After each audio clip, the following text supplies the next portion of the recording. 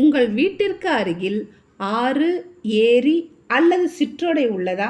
இங்குள்ள பறவைகளில் எந்த பறவை அங்கே காணப்படுகிறது? சில பறவைகள் தண்ணீரில் நீந்துவதையும் சில பறவைகள் கரையில் அலைவதையும் நீங்கள் பார்க்கலாம். அத்தகைய நீர்நிலைகளுக்கு நீங்கள் செல்லும் பொழுது கவனமாக பாருங்கள். இந்த பறவைகளை கண்டுபிடித்து அவற்றின் ஒலிகளை கேட்க முயற்சி செய்யுங்கள்.